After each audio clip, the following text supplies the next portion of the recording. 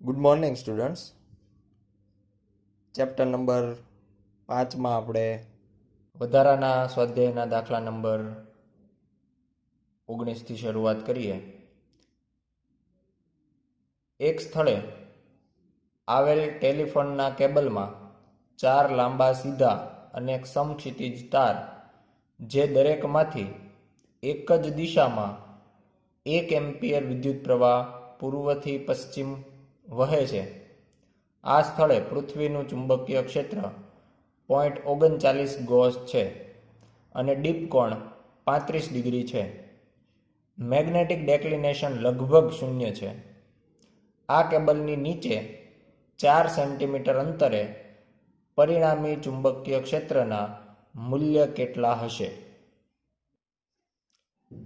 અહીંયા આપણે આકૃતિમાં તાર દર્શાવવાનો પ્રયત્ન કર્યો છે. આપણે અહીંયા પશ્ચિમ તરફ ઊભા રહીને જો આખી પરિસ્થિતિ જોઈએ તો આપણને આકૃતિમાં દર્શાવ્યા મુજબની પરિસ્થિતિ જોવા મળે કે પાનના અંદરના ભાગમાં પૂર્વ દિશા છે અને પૂર્વમાંથી પશ્ચિમ તરફ, એટલે કે આ પ્રમાણેનો કોઈ તાર જે છે એમાં પૂર્વથી પશ્ચિમ તરફ પ્રવાહ છે એ વહી રહ્યો છે, એટલે પ્રવાહ આપણા તરફ આવી રહ્યો છે. આ ઉત્તર દિશા છે, આ દક્ષિણ દિશા છે. પાનના અંદરના ભાગમાં એટલે પાછળના ભાગમાં પૂર્વ દિશા છે અને આગળના ભાગમાં અહીંયા એ પશ્ચિમ દિશા છે. આ ઉપરની દિશા જેને ઉધ્વ દિશા કીધું છે અને આ અધો દિશા એટલે નીચે. આના અંદર તારની અંદર અહીંયા આપણે માત્ર નમૂના પૂરતો એક તાર લીધો છે. આવા ટોટલ આપણી પાસે 4 તાર છે, જે દરેકમાંથી 1 એમ્પિયર વિદ્યુત પ્રવાહ વહે છે અને એના તારના નીચેના ભાગમાં એટલે અધો દિશામાં 4 સેન્ટીમીટર અંતરે આપણે પરિણામી ચુંબકીય ક્ષેત્રની વાત કરવાની છે.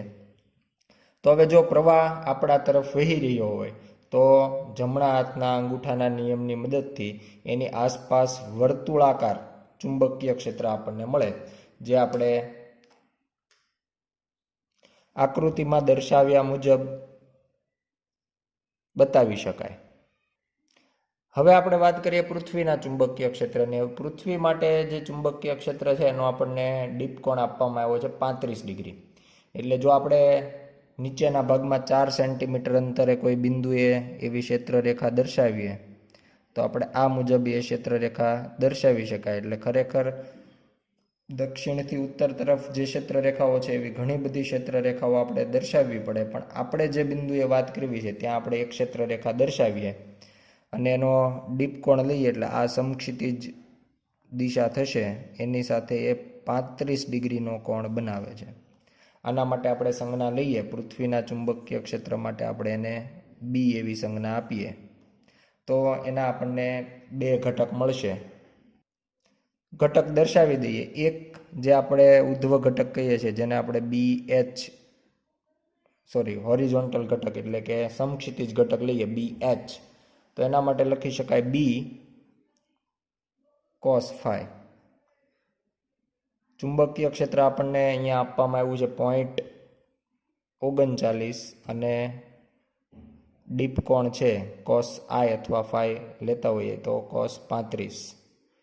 અને જો અહીંયા cos 35ની કિંમત આપણે મૂકીએ તો એ થશે 0.8192 અને આના ઉપરથી આપણને સમક્ષિતિજ ઘટક છે એનું મૂલ્ય મળશે 0.319 ગોસ. એવી જ રીતે ઉધ્વ ઘટકની વાત કરીએ તો એ થશે B sin phi, એટલે 0.39 ગુણ્યા sin 35 એટલે 0.39 અને sin 35ની જે વેલ્યુ છે 0.5736, એટલે જવાબ મળશે 0.224 ગોસ. એટલે આ પ્રમાણે પૃથ્વીના બંને ઘટકો આપણે જે છે એ અલગથી દર્શાવી દીધા. હવે તારથી નીચેના ભાગમાં 4 સેન્ટીમીટર અંતરે વાત કરીએ એટલે R બરાબર આપણે 4 સેન્ટીમીટર લઈએ તો અહીંયા તારના લીધે, અહીંયા જે વચ્ચેના ભાગમાં તાર લીધો છે એના લીધે આ બિંદુએ આપણને કેટલું ચુંબકીય ક્ષેત્ર મળશે?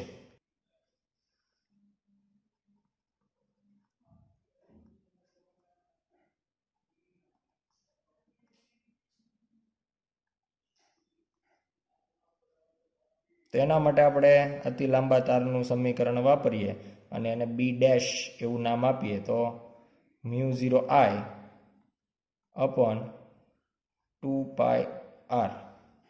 પણ આપણે એ જાણીએ છીએ કે આવા આપણી પાસે કુલ 4 તાર છે, એટલે એને 4 વડે ગુણાકાર કરી દઈએ, કારણ કે બધાના લીધે આપણને આટલું જ ચુંબકીય ક્ષેત્ર મળે અને બધાની દિશા સમાન જ હોય.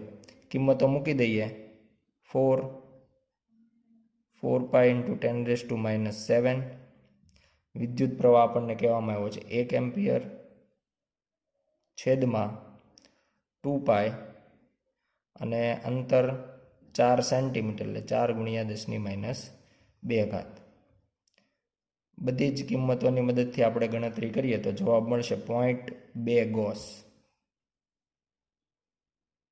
હવે આપણે તારના નીચેના ભાગમાં 4 સેન્ટીમીટર અંતરે જે ચુંબકીય ક્ષેત્ર મળ્યું એની દિશાની વાત કરીએ તો આપણને ખબર છે કોઈ પણ બિંદુએ સ્પર્શકની દિશામાં હોય, એટલે અહીંયા આપણે જો દર્શાવીએ તો બી ડેશને આપણે આ પ્રમાણેની દિશામાં આકૃતિમાં દર્શાવ્યા મુજબ દર્શાવી શકાય. સાથે જો આકૃતિમાં આપણે પૃથ્વીના બંને ઘટકોને પણ દર્શાવીએ તો એના માટે આપણે આ દિશાની અંદર આપણને મળશે BH ઘટક અને નીચે તરફની જે દિશા છે એમાં મળશે આપણને BV ઘટક. તો જોઈ શકાય કે ચુંબકીય ક્ષેત્ર જે છે તારનું એ પૃથ્વીના સમક્ષિતિજ ઘટકની વિરુદ્ધ છે. તો આ બંનેનો પરિણામી મેળવવા માટે આપણે બાદબાકી કરીએ, જેને આપણે RH એવું નામ આપીએ. સમક્ષિતિજ દિશામાંનો રિઝલ્ટન્ટ, એટલા માટે RH એવી સંજ્ઞા લઈએ તો એ થઈ જશે BH માઇનસ બી ડેશ, કારણ કે બંને વિરુદ્ધ દિશામાં છે એટલે અહીંયા બાદબાકી થશે. તો BHનું મૂલ્ય છે 0.319 માઇનસ બીનું મૂલ્ય આપણને મળ્યું 0.2 અને આના ઉપરથી આપણને બંનેનો પરિણામી જે છે એ મળશે 0.119 ગોસ. બીજું ઉધ્વ ઘટકની વાત કરીએ તો ઉધ્વ ઘટકમાં તો સામે કોઈ બીજો ઘટક નથી, માત્ર એક જ પૃથ્વીના ચુંબકીય ક્ષેત્રનો ઉધ્વ ઘટક છે, એટલે એના માટે કોઈ બાદબાકી અથવા સરવાળો કરવાની કોઈ જરૂર નહીં પડે અને સીધો જ આપણે જવાબ લખી શકાય 0.224 ગોસ. અને હવે આ બે રિઝલ્ટન્ટ જે છે એનું પરિણામી લઈએ અને એને જો આપણે R વડે દર્શાવીએ તો અંડર રૂટ સમક્ષિતિજ ઘટકનો વર્ગ વત્તા ઉધ્વ ઘટકનો વર્ગ, એટલે આ પ્રમાણે બંને જે ઘટકો છે એના વર્ગનો સરવાળો કરી વર્ગમૂળ લેતા આપણને પરિણામી મળશે. એટલે 0.119નો વર્ગ વત્તા 0.224નો વર્ગ, બંનેનો સરવાળો અને વર્ગમૂળ, અને વર્ગમૂળ લેતા આપણને જવાબ મળશે 0.254 ગોસ.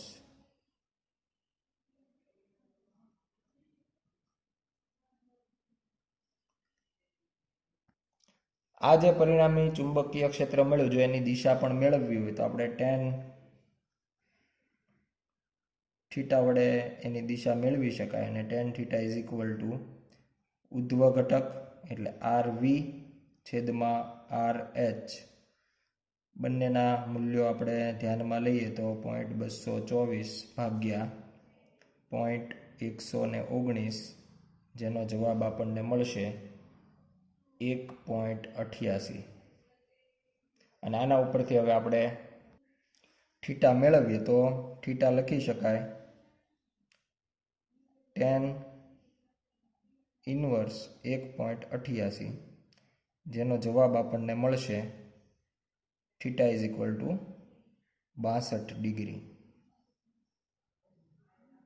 આ જે થીટા છે એ એક્સ અક્ષ સાથેનો અથવા તો સમક્ષિતિજ સાથેનો કોણ છે એવું કહી શકાય. આ જ રકમમાં આપણે એવું કહી શકાય કે આ જ દાખલામાં આપણે એવું પણ કહી શકાય કે તારના ઉપરના ભાગમાં 4 સેન્ટીમીટર અંતરે, એટલે કે આ બિંદુએ પરિણામી ચુંબકીય ક્ષેત્રની દિશા અને મૂલ્ય કેટલા હોય. તો પૃથ્વીના ચુંબકીય ક્ષેત્રની દિશા તો એની એ જ રહેશે, એટલે પૃથ્વી માટે તો આપણે જે પ્રમાણે અહીંયા તીર દર્શાવ્યું છે એ જ દિશા આવશે. પણ જે તારનું ચુંબકીય ક્ષેત્ર સ્પર્શકની દિશામાં આપણને આ તરફ મળતું હતું એના જગ્યાએ ઉપરના બિંદુએ વાત કરીએ તો એ આપણને સ્પર્શક લઈએ તો આપણને આ દિશામાં મળશે. એટલે અહીંયા આપણે બી ડેશની દિશા, બી ડબલ ડેશ કહીએ તો આ દિશા થશે અને પૃથ્વીના ચુંબકીય ક્ષેત્રની દિશા એની જ રહેશે. તો હવે આપણે જો બીના બે ઘટક પાડીએ તો બી એચની દિશા આ તરફ જ આવશે. એટલે બી એચ અને બીવી જે છે એ નીચે તરફ. તો આના ઉપરથી કહી શકાય કે ઉપરના બિંદુ માટે જે હોરિઝોન્ટલ ઘટક માટે રિઝલ્ટન્ટ લેતા હતા ત્યાં બંનેનો અહીંયા બાદબાકી થતી હતી નીચેના બિંદુ માટે, ઉપર માટે એનો સરવાળો થશે. જ્યારે ઉધ્વ ઘટકમાં કોઈ ફેરફાર નહીં થાય, ઉધ્વ ઘટક આનો આ જ મળશે અને એ પ્રમાણે બંને ઘટક ત્યારબાદ મેળવી અને આ જ રીતે ગણતરી કરી અને મૂલ્ય અને દિશા બંને મેળવી શકાય. 20. સમક્ષિતિજ સમતલમાં મુક્ત રીતે ભ્રમણ કરી શકે તેવી ચુંબકીય સોયના કંપાસને 30 આંટા અને 12 સેન્ટીમીટર ત્રિજ્યા ધરાવતા વર્તુળાકાર ગૂંચળાની મધ્યમાં મૂકેલ છે. આ ગૂંચળું શિરોલંબ સમતલમાં મેગ્નેટિક મેરેડિયન સાથે 45 ડિગ્રીનો કોણ બનાવતી દિશામાં રાખેલું છે. જ્યારે ગૂંચળામાં પસાર થતો વિદ્યુત પ્રવાહ 0.35 એમ્પિયર હોય ત્યારે આ સોય પશ્ચિમથી પૂર્વ તરફ રહે છે. આ સ્થળે પૃથ્વીના ચુંબકીય ક્ષેત્રનો સમક્ષિતિજ ઘટક શોધો. અહીંયા આપણે આકૃતિની અંદર ચારેય દિશાઓ દર્શાવી છે અને જે ગૂંચળું આપણે ધ્યાનમાં લીધું છે એ દર્શાવ્યું છે જે મેગ્નેટિક મેરેડિયન સાથે 45નો કોણ બતાવતી દિશામાં છે. એટલે અહીંયા આપણે કોણ બતાવી દઈએ, 45 ડિગ્રીનો કોણ બનાવે છે. તો આના ઉપરથી હવે આપણે જે ગૂંચળાની વાત કરીએ તો ખરેખર આપણે ગૂંચળું ઉપરથી જોઈ રહ્યા છે. એના આંટાઓ કંઈક આ રીતે અહીંયાથી ઉપર આંટાઓ આવે છે, અહીંયાથી પુસ્તકના પાનની અંદર જાય છે અને નીચેથી ફરીથી આ પ્રમાણે આપણે વિદ્યુત પ્રવાહ વહેવડાવીએ છીએ. અને જો આ પ્રમાણે વિદ્યુત પ્રવાહ વહેવડાવવામાં આવે તો અહીંયાથી ઉપર તરફ અને આ છેડેથી નીચે તરફ, એટલે અંગૂઠાની દિશામાં ગૂંચળાને લંબ આપણને ચુંબકીય ક્ષેત્ર મળે. એટલે આ દિશામાં ગૂંચળાનું ચુંબકીય ક્ષેત્ર હશે, જેને આપણે બી વડે દર્શાવીએ.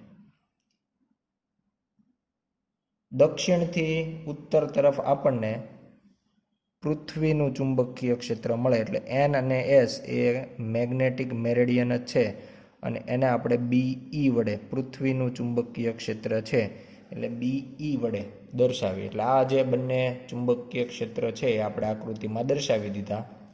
આના કારણે હવે ગૂંચળાના કેન્દ્ર પર રહેલી જે સોય છે એ પશ્ચિમથી પૂર્વ તરફ ગોઠવાય છે. એટલે આકૃતિમાં આપણે એ સોય પણ દર્શાવી છે. અહીંયા આપણે એવું કહી શકાય કે જો સોય આ પ્રમાણે ગોઠવાતી હોય એનો મિનિંગ કે આ બંને જે ચુંબકીય ક્ષેત્ર છે પૃથ્વીનું અને ગૂંચળાનું, એ બંનેનું પરિણામી ચુંબકીય ક્ષેત્ર આ દિશાને અનુરૂપ હોવું જોઈએ. આના માટે આપણે ગૂંચળાના જે ચુંબકીય ક્ષેત્ર છે એના બે ઘટક પાડી શકાય. એક આપણને પૂર્વ દિશા તરફ મળશે અને બીજો જે ઘટક છે આપણને દક્ષિણ દિશા તરફ મળશે. હવે આપણી જે સોય છે એ પણ પશ્ચિમથી પૂર્વ ગોઠવાય છે. એટલે એના માટે આ જે ઘટક છે એને અનુરૂપ ગોઠવાય છે. જ્યારે ઉધ્વ દિશામાં એ કોઈ જાતનું કોણાવર્તન નથી. એનો મિનિંગ કે જેટલું પૃથ્વીનું ચુંબકીય ક્ષેત્ર છે એટલું જ ગૂંચળાના દક્ષિણ દિશા તરફના ઘટકનું મૂલ્ય હોવું જોઈએ. જ્યારે એ બંને વિરુદ્ધ દિશામાં અને સમાન મૂલ્યના હોય તો ઉત્તર દક્ષિણ દિશાને અનુરૂપ પરિણામી ચુંબકીય ક્ષેત્ર શૂન્ય થઈ જાય અને માત્ર આ જે ઘટક છે પૂર્વ દિશા તરફનો એ મળશે ને એને અનુરૂપ સોય ગોઠવાય છે. ઘટકોને આપણે નામ આપી દઈએ, આને BH કહી દઈએ અને નીચેની દિશામાં જે છે સાઉથ તરફ એને BV એવું નામ આપી દઈએ. અને જે અહીંયા આપણે કોણ આપ્યો છે એ કોણ 45નો કોણ અહીંયા ધ્યાનમાં લઈએ તો BH જે છે એનું મૂલ્ય આપણને મળશે B cos 45 અને BVનું મૂલ્ય મળશે B sin 45. અને હવે આપણે ઉત્તર દક્ષિણ દિશાને અનુરૂપ પરિણામી ચુંબકીય ક્ષેત્ર શૂન્ય માટે લઈએ તો BE પૃથ્વીનું ચુંબકીય ક્ષેત્ર બી સાઇન 45 જેટલું આપણને મળશે. આને આપણે કહી દઈએ સમીકરણ નંબર 1. અને હવે અહીંયા આપણે જે બી લીધું છે એ ગૂંચળાનું ચુંબકીય ક્ષેત્ર છે, ગૂંચળાના કેન્દ્ર પાસે. તો ગૂંચળાના કેન્દ્ર પાસે ગૂંચળાના કેન્દ્ર પર ચુંબકીય ક્ષેત્ર B is equal to μ0 ni upon 2r પરથી BE is equal to μ0 ni upon 2r sine 45. એટલે આપણે જે બીની કિંમત છે સમીકરણ 1માં બીની જગ્યાએ મૂકી દઈએ. તો હવે લખી શકાય કે BE બધી જ કિંમતો છે એ મૂકી દઈએ. μ0 એટલે 4 પાઈ ઇન્ટુ 10⁻⁻7. આટાની સંખ્યા આપણને આપવામાં આવી છે 30. પ્રવાહ છે 0.35 છેદમાં 2 અને ત્રિજ્યા છે 12 સેન્ટીમીટર એટલે 12 × 10⁻². અને સાઇન 45 એટલે 1/√2. બધી જ કિંમતો ધ્યાનમાં લઈએ તો કિંમત મળશે આપણને 0.39 ટેસ્લા. 0.39 ગોસ. બી ગૂંચળામાં વહેતો પ્રવાહ ઉલટાવવામાં આવે છે અને ગૂંચળાને શિરોલંબ અક્ષની સાપેક્ષે ઉપરથી જોતા વિષમ ઘડી દિશામાં 90 ડિગ્રી કોણે ઘુમાવવામાં આવે છે. ચુંબકીય સોયની દિશા શોધો. આ સ્થળે મેગ્નેટિક ડેક્લિનેશન 0 ધારો. અહીંયા એક ફેરફાર આપણને એવું કહેવામાં આવ્યું છે કે ગૂંચળાની અંદરનો જે પ્રવાહ છે એ ઉલટાવવામાં આવે તો એના લીધે એનું ચુંબકીય ક્ષેત્ર જે છે ઉલટાય. અહીંયા આપણે પ્રવાહ આ પ્રમાણે લીધો હતો અને એને લંબ ચુંબકીય ક્ષેત્ર અહીંયા મળે. જો પ્રવાહ ઉલટાવી નાખવામાં આવે તો આનું આ ચુંબકીય ક્ષેત્ર હવે આપણે બીજી તરફ દર્શાવવું પડે. એટલે નવી પરિસ્થિતિ આ પ્રમાણે થશે. ઉપરાંત આ ગૂંચળાને વિષમ ઘડી દિશામાં એટલે આ તરફ 90 ડિગ્રીના કોણે ઘુમાવવામાં આવે. એટલે ખરેખર આ પ્રમાણે ગૂંચળું છે અને આ અત્યારે જો માત્ર પ્રવાહ ઉલટાવવામાં આવે તો આ પ્રમાણેનું ચુંબકીય ક્ષેત્ર મળે. હવે જો ગૂંચળાને 90 ડિગ્રી ઘુમાવવામાં આવે તો એ આખું જે છે ગૂંચળું આ પ્રમાણે થઈ જશે, આ જૂના ગૂંચળાને લંબ, અને એનું ચુંબકીય ક્ષેત્ર એને લંબ હશે. એટલે આ તરફ જે બ્લેક પેનથી આપણે બતાવીએ છીએ નવું ચુંબકીય ક્ષેત્ર આ દિશામાં મળે. એટલે આ જે ચુંબકીય ક્ષેત્ર હતું એ જોઈ શકાય કે પહેલું, બીજું, ત્રીજું અને ચોથું ચરણ એના જગ્યાએ ત્રીજા ચરણમાં મળે. એટલે હવે આપણને જે આ ઘટક પૂર્વ તરફ મળતો હતો એના જગ્યાએ પશ્ચિમ તરફ મળે, જ્યારે નીચે તરફનો જે ઘટક હતો એ એઝ ઇટ ઇઝ મળે. અને પ્રવાહ ન બદલતા હોવાથી ફરીથી આ બંને જે છે એ સરખા થાય અને પરિણામી 0 બને અને ફરીથી સોય આ પ્રમાણેના ચુંબકીય ક્ષેત્રના કારણે ગોઠવાય. એટલે હવે પહેલાં જે એન છેડો સોયનો આ તરફ પૂર્વ તરફ રહેતો હતો અને એસ પશ્ચિમ તરફ રહેતો હતો એના જગ્યાએ સોય જે છે એ માત્ર એની દિશા ઉલટાવશે. એટલે કે સોય તેની મૂળ દિશા ઉલટાવશે અને પૂર્વથી પશ્ચિમ તરફ ગોઠવાશે. ત્યારબાદ 21. એક મેગ્નેટિક ડાયપોલ બે ચુંબકીય ક્ષેત્રોની અસર હેઠળ રહેલો છે. આ ક્ષેત્રોની રેખાઓ વચ્ચેનો કોણ 60 ડિગ્રી છે અને તેમાંથી એક ક્ષેત્રનું મૂલ્ય 1.2 × 10⁻² ટેસ્લા છે. જો ડાયપોલ આ ક્ષેત્ર સાથે 15 ડિગ્રી કોણ બનાવતી દિશામાં સ્થિર સંતુલનમાં આવે તો બીજા ક્ષેત્રનું મૂલ્ય કેટલું હશે? અહીંયા આકૃતિની અંદર આપણે બે ચુંબકીય ક્ષેત્ર દર્શાવ્યા છે, B1 અને B2, જેમાં B1 નું મૂલ્ય આપણે 1.2 × 10⁻² ટેસ્લા આપેલું છે અને તેની સાથે એ 15 ડિગ્રીનો કોણ બનાવે છે. બીજું જે ચુંબકીય ક્ષેત્ર છે B2, એની સાથે આપણે આકૃતિમાં જોઈ શકાય કે એ 45નો કોણ બનાવશે, કારણ કે બંને ક્ષેત્ર વચ્ચે 60નો કોણ છે. તો હવે આપણું જો સ્થિર સંતુલન હોય, સ્થિર સંતુલન ક્યારે મળશે? તો કે બંને ચુંબકીય ક્ષેત્રના લીધે ડાયપોલ ઉપર જે ટોર્ક લાગશે સમાન મૂલ્યનું અને પરસ્પર વિરુદ્ધ દિશામાં હોય તો આપણી જે ડાયપોલ છે એ સંતુલનમાં રહેશે. એટલા માટે આપણે લખી શકાય કે બંને ક્ષેત્રો વડે મળતા ટોર્ક સમાન હોય. τ1 = τ2 આ પ્રમાણે આપણે લખી શકાય. અને હવે આપણે τ1 માટે લઈએ તો mb1 sin θ1 mb2 sin θ2. અહીંયા પહેલા ચુંબકીય ક્ષેત્ર અને બીજા ચુંબકીય ક્ષેત્રને લાગતા અનુરૂપ ટોર્ક છે, બંને સાથેનો કોણ પણ અલગ અલગ છે. જ્યારે આપણી જે ડાયપોલ વચ્ચે મૂકીએ છીએ એનું મૂલ્ય સમાન છે, એટલે અહીંયા એમ કેન્સલ થઈ જશે. આપણે બીજા ચુંબકીય ક્ષેત્રનું મૂલ્ય મેળવવું છે તો B2 = B1 sin θ1 / sin θ2.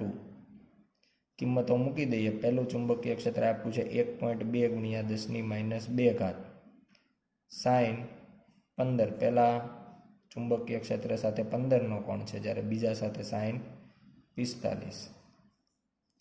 તો આના ઉપરથી જો આપણે જોઈએ જવાબ તો 1.2 × 10⁻², સાઇન 15ની વેલ્યુ મળશે આપણને 0.2588 અને સાઇન 45ની તો આપણે જાણીએ જ છીએ, પણ પોઈન્ટના સ્વરૂપમાં જોઈએ તો 0.7071 અને ગણતરીઓ દ્વારા આપણને જવાબ મળશે 4.4 × 10⁻³ ટેસ્લા.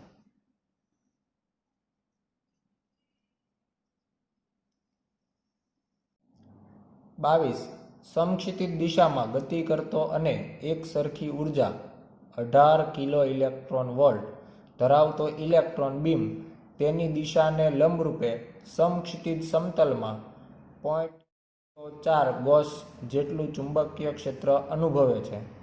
30 સેન્ટીમીટર પછી આ બીમનું ઉપર કે નીચે તરફનું કોણાવર્તન શોધો.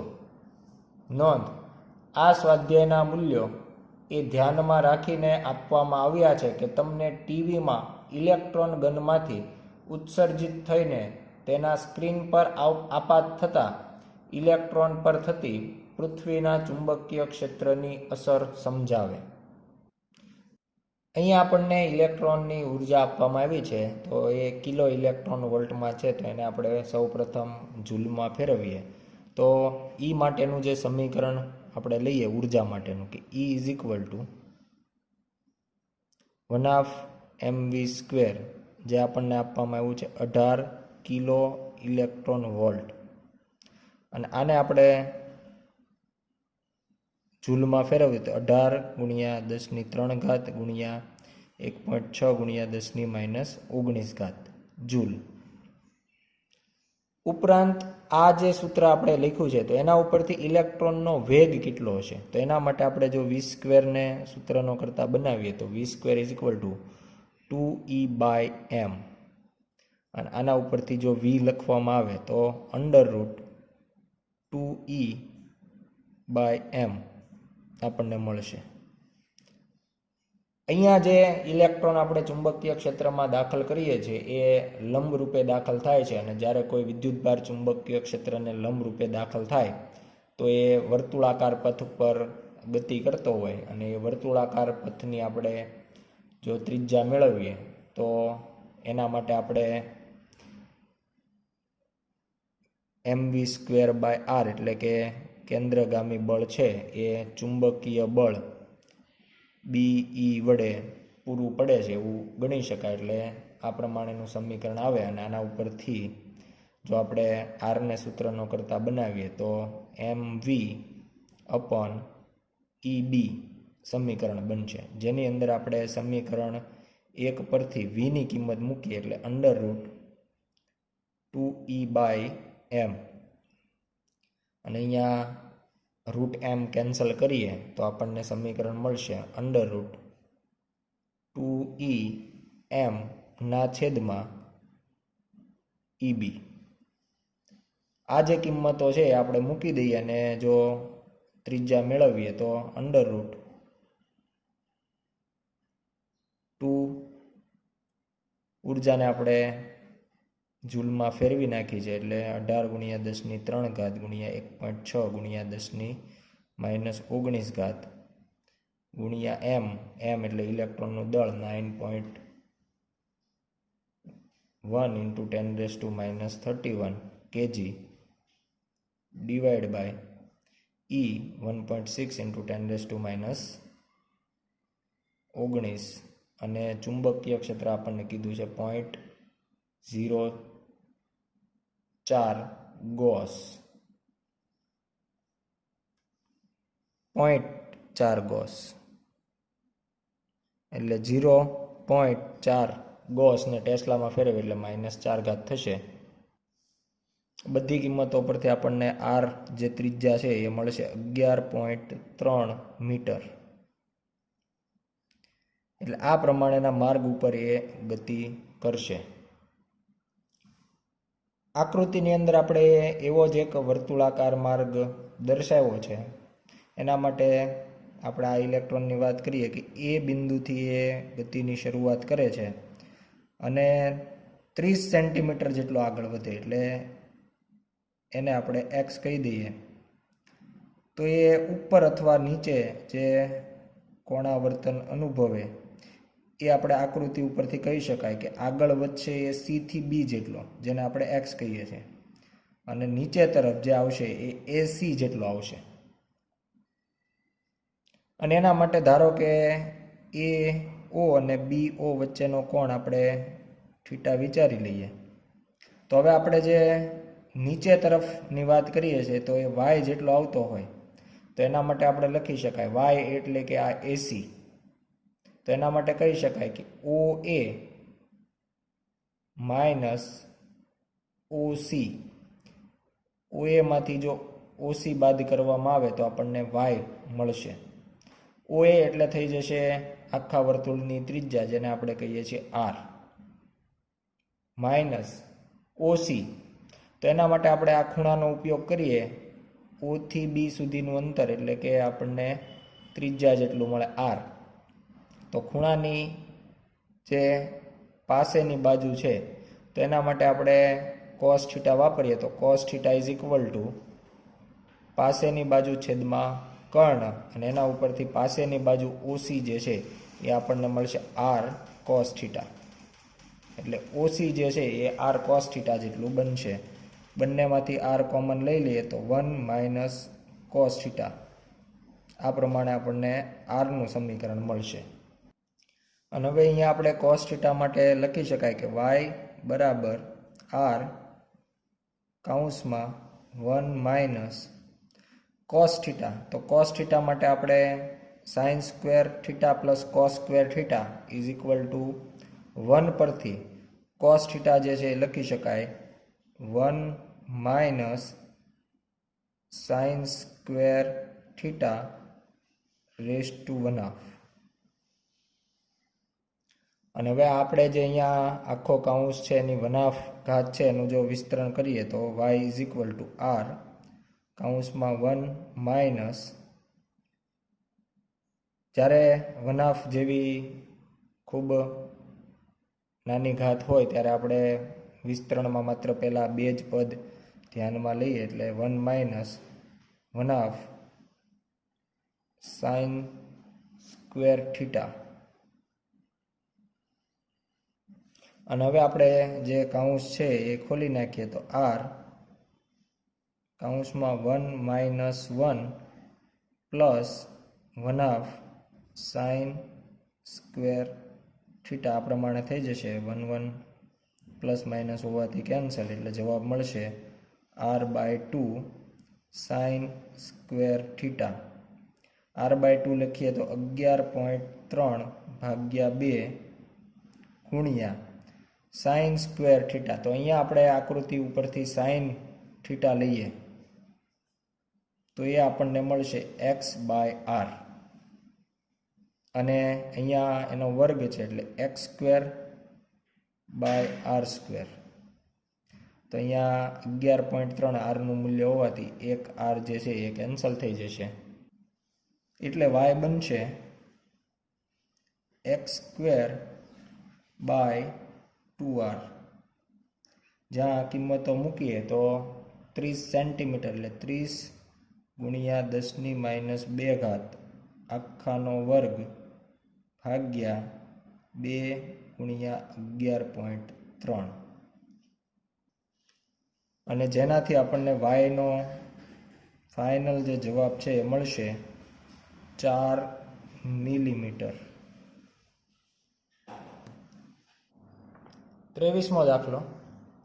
પેરામેગ્નેટિક મીઠાનો એક ટુકડો 2 × 10⁻²² પરમાણવિક ડાયપોલ ધરાવે છે, જે દરેકની ડાયપોલ મોમેન્ટ 1.5 × 10⁻23² જૂલ પ્રતિ ટેસ્લા છે. આ ટુકડાને 0.64 ટેસ્લા જેટલા નિયમિત ચુંબકીય ક્ષેત્રમાં મૂકેલો છે અને તેને 4.2 કેલ્વિન સુધી ઠંડો પાડવામાં આવે છે. તેમાં 15% જેટલું મેગ્નેટિક સેચ્યુરેશન એટલે કે સંતૃપ્તતા મળે છે. 2.8 કેલ્વિન તાપમાને 0.98 ટેસ્લા જેટલા ચુંબકીય ક્ષેત્ર માટે આ ટુકડાની કુલ ડાયપોલ મોમેન્ટ કેટલી હશે? અહીં ક્યુરીનો નિયમ ધારો. આપણે જાણીએ છીએ કે બધા જ પરમાણુની બધી જ ડાયપોલ મોમેન્ટ જો એક દિશામાં ગોઠવાય તો એને કહેવાય સંતૃપ્ત મેગ્નેટાઇઝેશન. તો એ જે સ્થિતિ છે એમાં એનું મેગ્નેટાઇઝેશન કેટલું હશે? તો એના માટે આપણે પહેલાં તો સંતૃપ્ત મેગ્નેટાઇઝેશન મેળવી લઈએ. તો એના માટે કુલ આપણને પરમાણુઓ આપવામાં આવ્યા છે 2 × 10⁻²², અને દરેકની ડાયપોલ મોમેન્ટ છે 1.5 × 10⁻23². તો આના ઉપરથી આપણને કુલ જવાબ જે છે એ મળશે 30 જૂલ પ્રતિ ટેસ્લા. પણ આ સંતૃપ્ત મેગ્નેટાઇઝેશન એટલે એ 100% મેગ્નેટાઇઝેશન કહેવાય. અહીંયા પહેલું જે તાપમાન આપ્યું છે 4.2 કેલ્વિન, આ તાપમાને પદાર્થનું માત્ર 15% મેગ્નેટાઇઝેશન થાય છે. તો એ પ્રમાણે આપણે એને જો ડાયપોલ મોમેન્ટ m1 કહીએ તો 15% એટલે કુલ જે છે એના 15% આપણે લઈએ એટલે 30 × 15/100.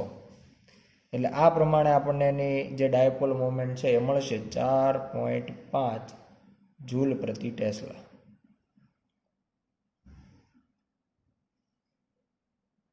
હવે જો આપણે ક્યુરીના નિયમનો ઉપયોગ કરીએ તો m ચલે છે B/T પરથી m1/m2 બરાબર B1/T1 અને છેદમાં આવશે B2/છેદનો છેદ અંશમાં એટલે T2. આ પ્રમાણેનું સમીકરણ મળશે. અને હવે આપણે જો m2 ને સૂત્રનો કરતા બનાવીએ તો m2 = m1 B2T1 છેદમાં B1T2. આ પ્રમાણેના સમીકરણ મળશે. કિંમતો મૂકીએ. m1 ની કિંમત આપણે મેળવી 4.5. બીજું જે ચુંબકીય ક્ષેત્ર છે એ કીધું છે 0.98 ટેસ્લા.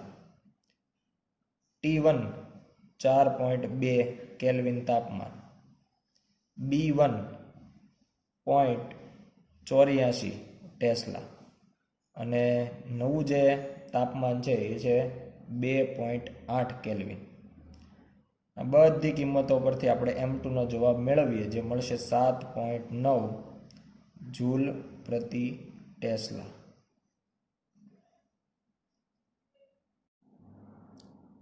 ચોવીસમો દાખલો. 15 સેન્ટીમીટર જેટલી સરેરાશ ત્રિજ્યાની રોલેન્ડ રિંગના 800 જેટલી સાપેક્ષ પરમિએબિલિટી ધરાવતા કોર પર તારના 3500 આંટા વીંટાળવામાં આવેલ છે. 1.2 એમ્પિયર જેટલા મેગ્નેટાઇઝિંગ વિદ્યુત પ્રવાહ માટે કોરમાં ચુંબકીય ક્ષેત્ર બી કેટલું હશે? અહીંયા આપણે જાણીએ છીએ કે જ્યારે કોઈ ફેરોમેગ્નેટિક પદાર્થ ઉપર આપણે આંટા વીંટાળીએ અથવા તો સોલેનોઇડમાં કોઈ પદાર્થ મૂકીએ ત્યારે કોરના અંદરના ભાગમાં ચુંબકીય ક્ષેત્ર બી બરાબર મ્યુ એચ વડે આપવામાં આવે છે. અને અહીંયા મ્યુની જો આપણે વાત કરીએ તો મ્યુ એટલે જે દ્રવ્ય અંદર રાખવામાં આવ્યું છે તેની પરમિએબિલિટી થાય, અને એના માટે આપણે સાપેક્ષ પરમિએબિલિટીનું જે સમીકરણ છે mu R is equal to mu upon mu 0.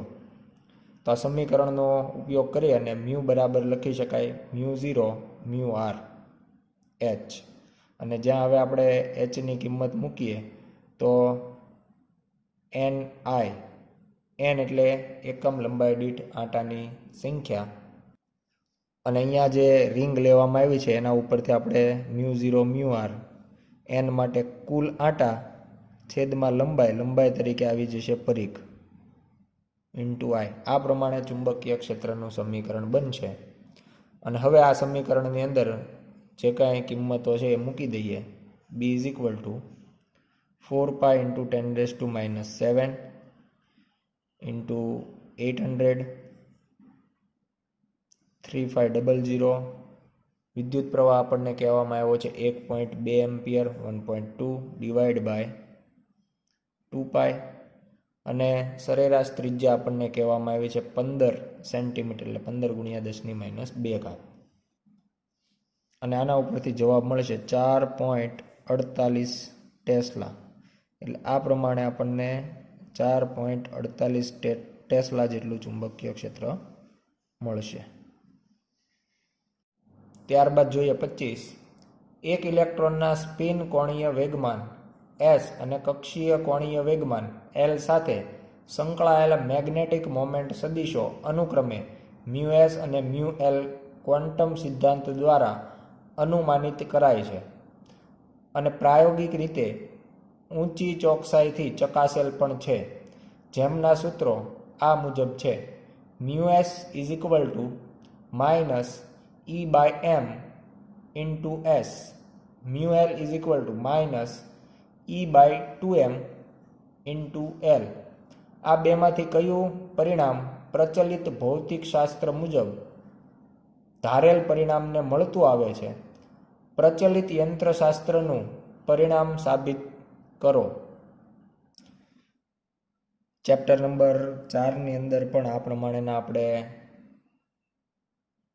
Spin અને કોણીય ચુંબકીય ચાકમાત્રાની વાત કરી હતી, અને એમાં પણ આપણે મ્યુએલ સદિશ is equal two minus E/2m L સદિશ, આ જે સમીકરણ છે એ ત્યાં પણ સાબિત કર્યું હતું. એટલે આ જે સમીકરણ છે એ સુસંગત છે અને આપણે એ સાધિત પણ કરી શકીએ.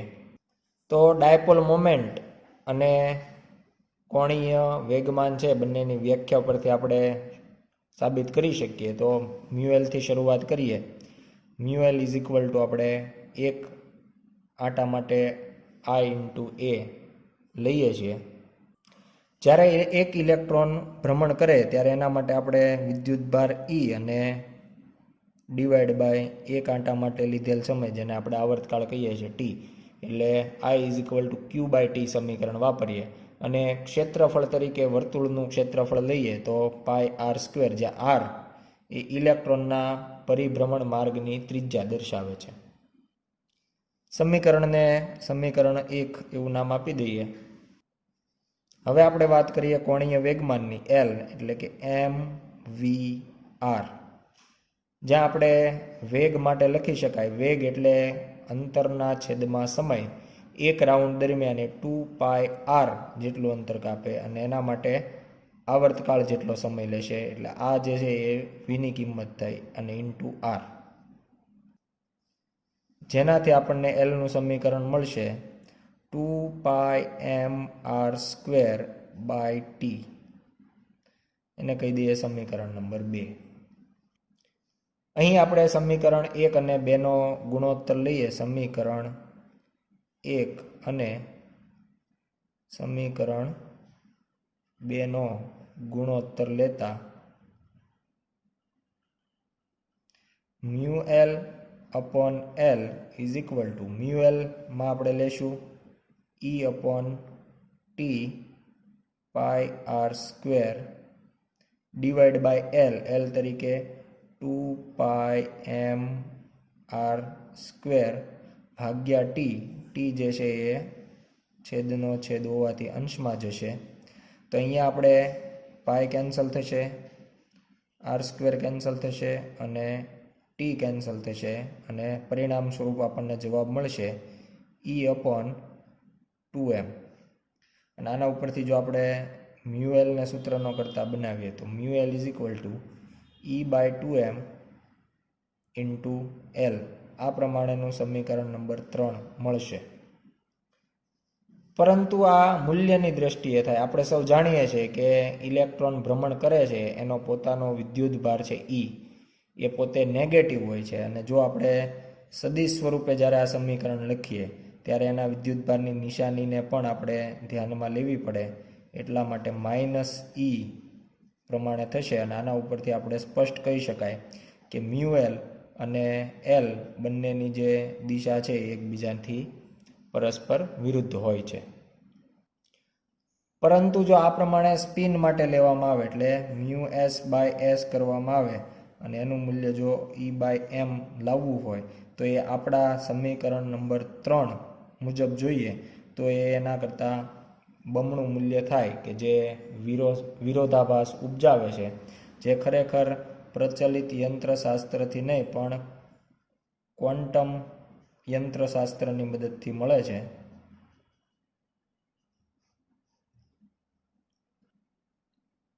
આભાર.